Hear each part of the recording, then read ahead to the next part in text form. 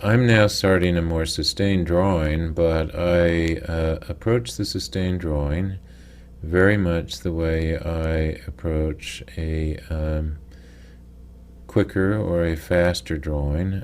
This is on a Strathmore 400 series drawing paper. It's a plate finish or a smooth finish as opposed to a textured finish. I work on both surfaces, but different ones for different reasons.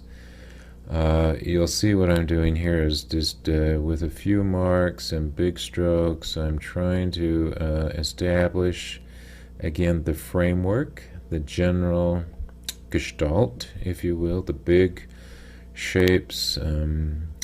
Sometimes this is referred to as ghosting in the model, sometimes it's referred to as staging or positioning. It's all about the setup, it's about placement, and it's about making sure that I've got a roadmap here to develop this more sustained drawing on top of. So it works from general to specific, from big to small, from vague or general to more detailed, more specific. I'm working with a a new pastel stick. It's an earth tone, it's a cordovan. I use a paper towel along the way to soften the initial marks.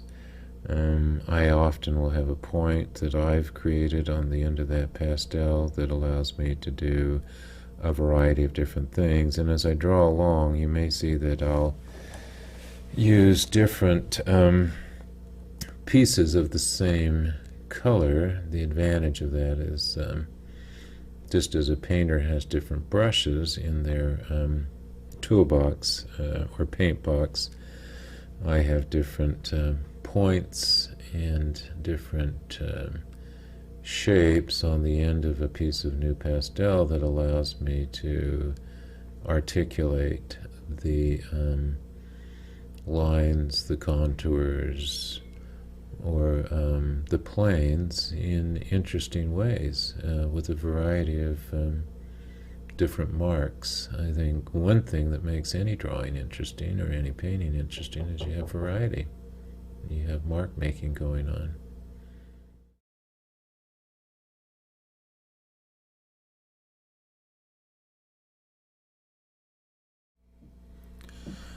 Well, all right. As I continue to develop the drawing, I'm looking for landmarks. I'm looking for angles, and I'm looking for ways to connect landmarks with angles. Sometimes I'll take my bearings right off of the model. Other times I'll look at the relationships as internal kinds of relationships, proportional juxtapositions. I'm doing a lot of pulling things off of the model right now. You can see I move my drawing instrument, my new pastel, from time to time over to the model and then bring it directly over. I do the same sort of approach with a paintbrush. Using a paper towel here to sort of just soften out, add a little tone to the model. I'm getting my bearings again, bringing over the angles, looking at general directions. Again, it's the big shapes that I'm most interested in.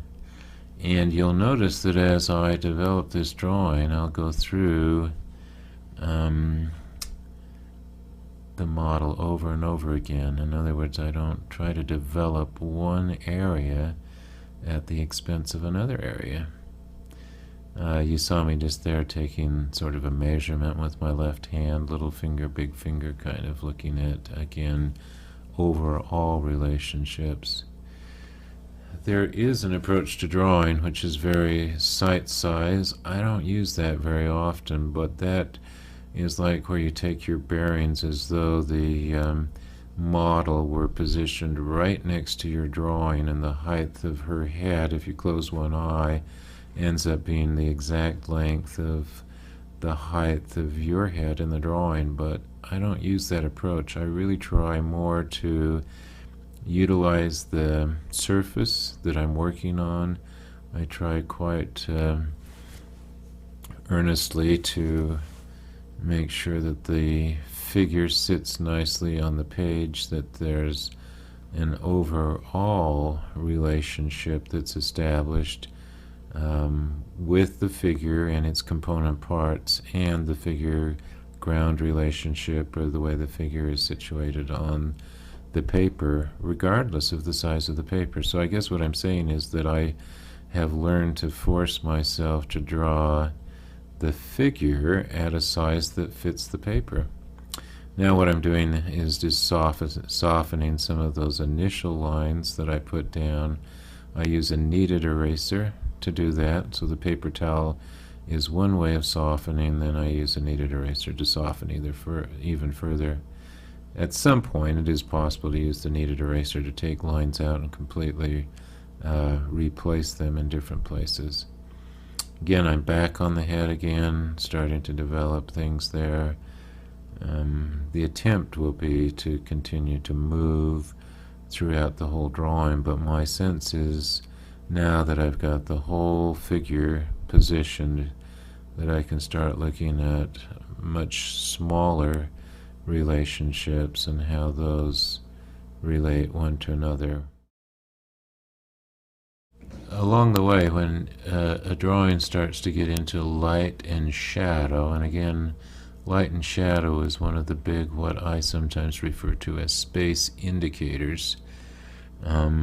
It's also helpful to think of local value as well. Now, our model today has hair that's a little darker than her face, and she has a dress on that's much darker than her skin. So that has to also be accounted for. The background, we're not going to spend a lot of time laying in a big solid background, but we will allow, as I develop the drawing, I will allow the figure to emerge in some ways from the darker local value, or the local color of the background, because as I said earlier when we were looking at the model, she does emerge, at least her head and shoulders and arms, as lights against a dark. And we teach ourselves along the way to see those areas that have greater contrast as opposed to those that have less contrast. But it is important along the way to understand that soft edges are just as important as hard edges. In fact, we don't understand the hardness of an edge unless we see it in relationship or juxtaposed to a softer edge. Another important thing to consider is the nature of an edge created by light or shadow. And generally we have two different types of edges that are created, and two different types of shadows that correspond with those edges. The cast shadow is created when the nose, say for example, or the head blocks light from striking another part of the figure or the form. So the nose projects out, blocks light underneath it, or the head projects out, the chin particularly, and blocks light from falling on the neck, sometimes on the upper part of the torso. So it is kind of important to know that those are cast shadows. They tend to generally be the darker shadows, and they tend to be harder edged shadows. The other type of shadow is what you call a form shadow or a core shadow, and that shadow appears on surfaces that gradually, more gradually, turn away from the light source. So along the edge of the cheek you have a form shadow that transitions away from a plane that picks up the greatest amount of light, which you might call a highlight plane, into a halftone plane. Then it gradually turns into a core shadow plane, and eventually with some reflected light you'll have another light in the shadow side that will reveal things like texture. And if you're working in color, it uses color as well, or there's a place to use color. Well, what I was just doing there was using some background value to help pop the arm out, and also to create a little bit of a rhythm in relationship to the figure. So if we go back to this notion of light and shadow, for me at least it's important to think of them as being two separate families. One is, I like to think of shadow as being primarily utilized to define form and structure and shape, and I like to think of light as being something that reveals texture, and in the case of color it reveals color as well. So it's hard in shadow to see pure color, but in light, in halftone especially, you can see color, and that would generally be where the pure color is. It's important to know that physiological anatomy is helpful as you continue to develop the specifics of the figure. It's nice to know what's below the surface, to know the origin and the insertion of muscles, for example. That's important. To know the shape and the length and the diameter of the bones is helpful. To know how a socket fits inside a joint, and to know something about the engineering of the body, what the axial skeleton is primarily able to do, what it's designed to do, and what the appendicular skeleton does. Our model is well developed. As I mentioned earlier, she's a dancer, and so she understands physiologically the different kinesthetic opportunities for the different parts of the skeleton, and she's a great model to draw for gesture drawings or quicker drawings because of that. But also she has good muscle tone, and she's a good model to draw for the more sustained poses as well. Now sometimes I say to my students, so let's say that a doctor or a nurse has a lot of a relatively good understanding of physiological anatomy, and yet they can't draw. And what eventually occurs to a student is that a doctor or maybe or a nurse doesn't understand the design anatomy, which gets back into the notion of proportion, and sometimes this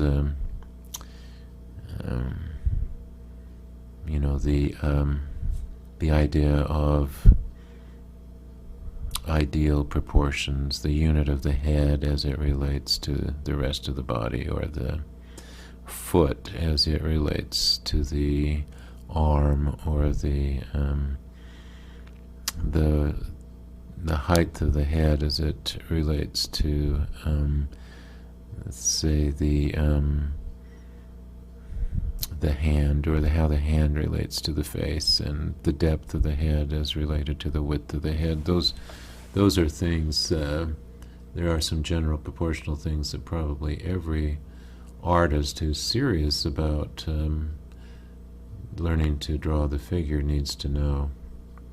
You can't always anticipate the idiosyncrasies of a given model, but what you can do is generalize. For example, a head, generally the position of the eyes and the position of the eyebrows, and how the top of the ear is related to the top of the eyebrow and the bottom of the nose relates to the bottom of the ear. And when you know those general proportions, then you're able to move into the specific ones that relate to the specific model that you're drawing. And her nose, for example, might be at a little different angle than the ideal, or the length of the chin might be a little different than the ideal or the general. But there is a lot to be said for design anatomy. Some of the old-timers, Leonardo da Vinci, Albrecht Dürer, certainly Michelangelo, they developed canons and treatises almost of proportion, ideal proportion, and they went back to those sketchbooks often. They went back to those sketchbooks often as they were reminding themselves what they knew about relative proportions, what they knew about the straight and the curve, for example, in the upper or the lower leg, or what they understood about the angle of the forearm as opposed to the upper arm. And drawing a lot out of your imagination, it's important to have those standards, those guidelines, those ideals of design anatomy in your head. But they also, I think, are very helpful when you're drawing what you see. It's important, again, to know what those general relationships are, and then pay attention to the particular model that you're drawing and the particular source of light. Well, I think it's important, as I work along this drawing, to continue to take my bearings and to continue to be willing to make adjustments. We just talked about this notion of design anatomy, which again, I have my students drawing sketchbooks a lot, and I tell them that they need to draw a lot out of their head. I have notions that conceptual art really developed from the ability to draw from your imagination, more probably than from reality, but a traditional artist or a representational artist, I think, needs to be able to do both, to draw out of their imagination as well as to draw what they see. But a heavy reliance on one over the other, I think, has a tendency to limit what one does in a drawing. Well, you'll see as I continue to work, and our model will take some breaks along the way, and as she gets back, she may not be exactly in the same position, but again, the idea of knowing the general big shapes and the general design is adequate to make adjustments. So if an arm shifts a little bit here or there, or the head shifts a little bit here or there, the shoulders are not quite at the right or the same angle as they were initially, it really doesn't need to be a deterrent in terms of drawing or creating a drawing that is believable and has conviction. I think that sometimes students who have too great a reliance on what they see get really boggled when the model is not exactly in the same position, like a photograph might be. But I think ultimately one starts to appreciate the virtues of drawing from life, and actually the fact that we see with two eyes instead of one. There's a binocular approach to life as opposed to a monocular, which is a camera lens, allows us to see around the model and to really appreciate the three-dimensional aspects of this form and this structure that we're drawing. So to see a little different position, if you close one eye and then you close the other eye and you have one open independent of the other, you get a slightly different version of the model. And if you tip your head to one side or the other, you'll see more or less. And as the model tips and turns, you get to see and understand yet even more, if you're sensitized to that and if you're paying attention, the structure and the form that you're trying to interpret. And I think it is important to understand that drawing, at least in my mind, good drawing is about interpretation. It's not about copying or rendering as much as it is about interpreting. It's an interpretation of reality, hopefully with more conviction and with greater strength than certainly a stronger opinion or and taking a stronger attitude toward what is being seen or perceived than just trying to render it or to copy it. So I like that whole idea of editing. Sometimes it's important to leave things out. I make a fairly quick assessment based on a particular model, on the notion of the light, the direction of the light, where the potential for contrast exists, and try to orient myself to those opportunities. I think that approaching a drawing with the idea of a center of interest is a pretty helpful idea as far as design goes. As one develops a center of interest, then one starts to think, well, this is not important here, or if it starts to become too important, then it takes away from the center of interest. It's not unlike a theatrical approach, I think, to space, where you have protagonists and antagonists, and you have sort of leading actors and supporting actors. It's that figure ground kind of relationship.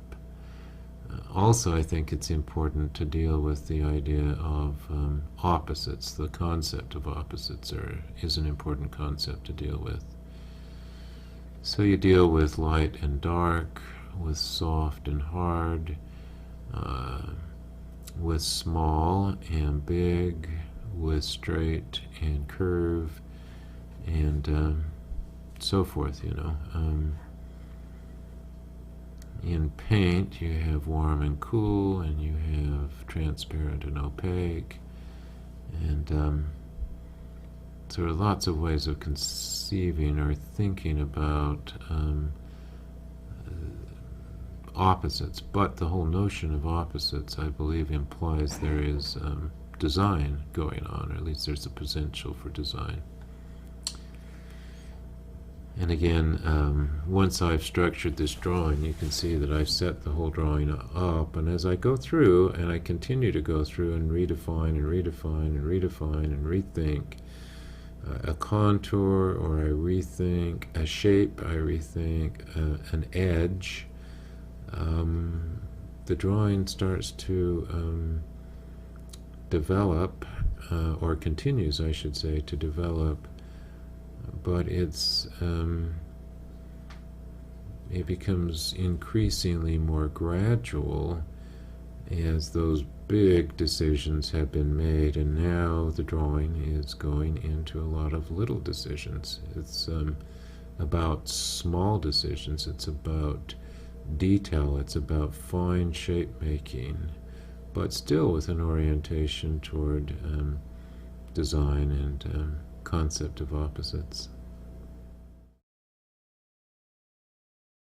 I'm working on the head now with in a little more detail. You can see as you look at this piece of pastel that I'm working with that I have sanded the end of this down to quite a point that allows me to get in and articulate and create smaller shapes. I don't think there's anything more frustrating than to have a tool that will not allow you to do the kinds of things that you want to do. I think often students love the small brushes, and they'll get in with a small brush way before they should, but On the other hand, it is helpful to have a tool that has a point that's small enough that one can make the shapes or articulate the shapes, how one would want those to be. I'm using a kneaded eraser right now. I like a kneaded eraser because it allows a lot of flexibility as well. It becomes almost like a paintbrush. It can be shaped in my hand, and I can create any number of edges or any number of points with that kneaded eraser. And when it's smaller and thicker, I can lift out more, and when it's longer and thinner, I have a more gradual tool to lift out. The other thing you can start to see as this head is being developed is there is and I intentionally am trying to create direction. Remember, the model or the drawing is about interpretation, so I am interpreting direction of line rather than all of my lines coming the same direction. Some come diagonally, some come vertically, some come horizontally. There are small shapes and there are large shapes. Again, my finger becomes a bit of a tool here, another sort of blender brush. It's not unlike a fan brush in painting that creates a softer edge. So there are a whole variety of different effects that can be created by the manipulation of one's tools, even picking up paint from one area and bringing it into another area, in this case pastel from one area to the other area. And I do pick up the powdered pastel a lot with the edge of my finger and just sort of transport it from one area to the other. Sometimes it will be from a sanding block, or it will be from another area of the drawing. Occasionally it will be from the pastel itself.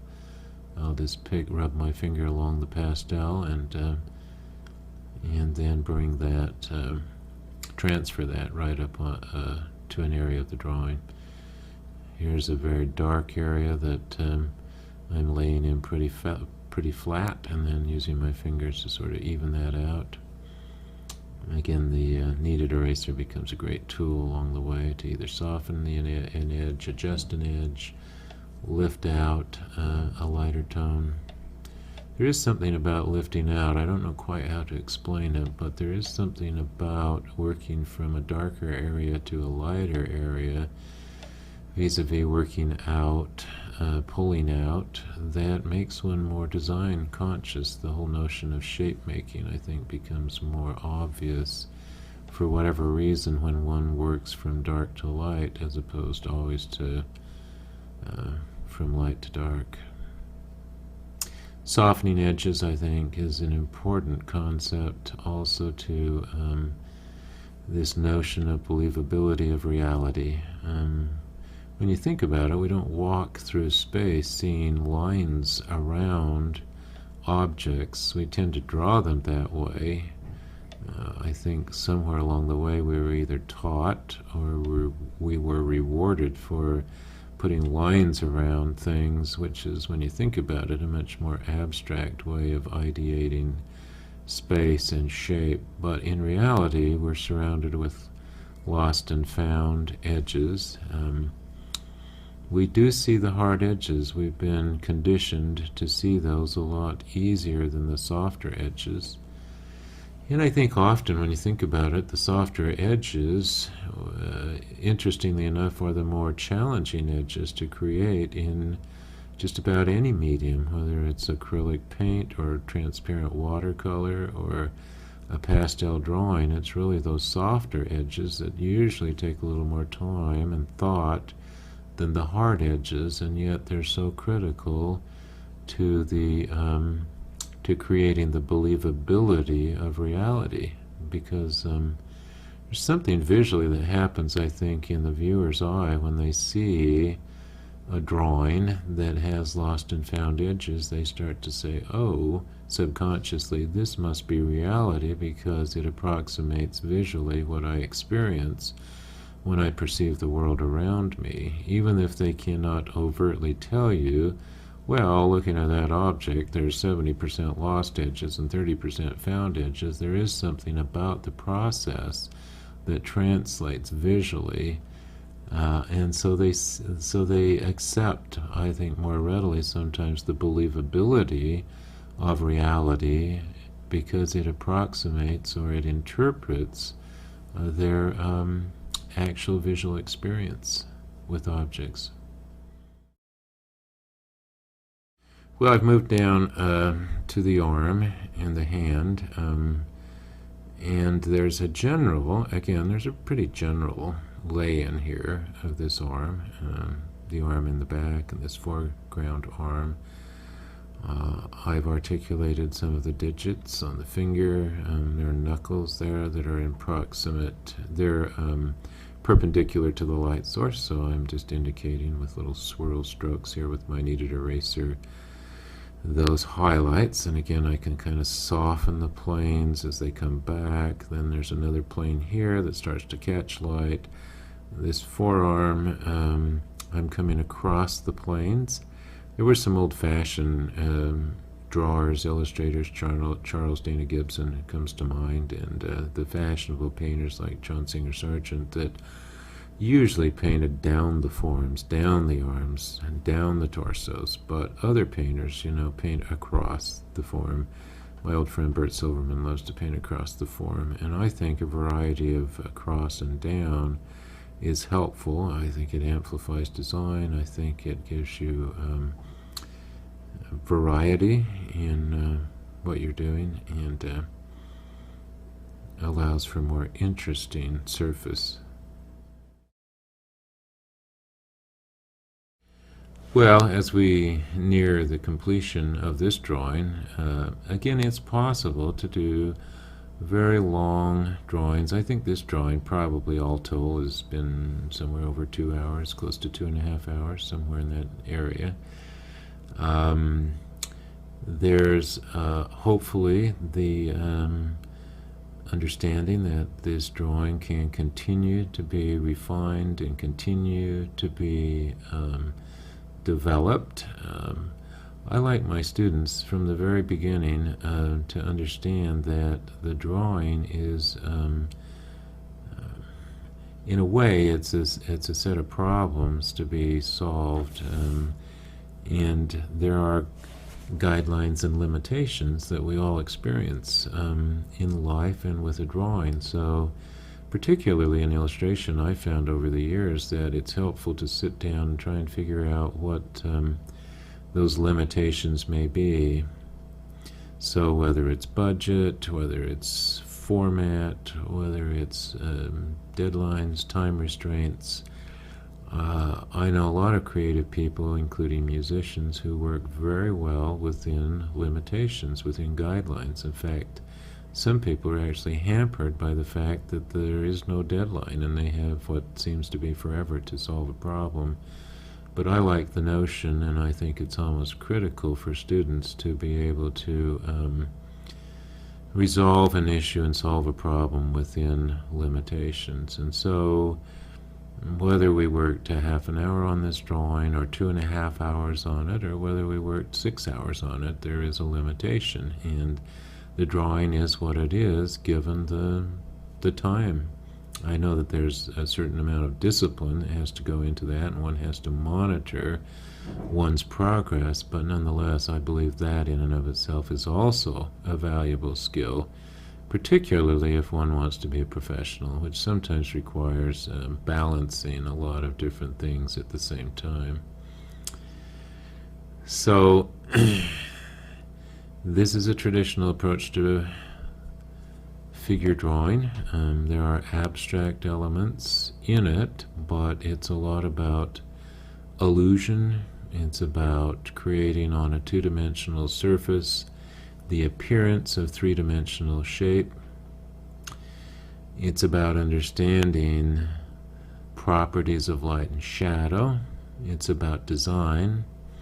It's about creating a center of interest. It's certainly about editing, hopefully thoughtful editing. And it's about learning, I should say. It's about learning to use one's tools, whether those tend to be perceptual tools, conceptual tools, real tools. It's always about relationships, the relationship of the light and the dark, the relationship of the straight and the curve. It's about the relationship of soft and hard edges. And it's about design. It's about taking an attitude toward things. It's about interpretation. And hopefully it's about meaning too, you know.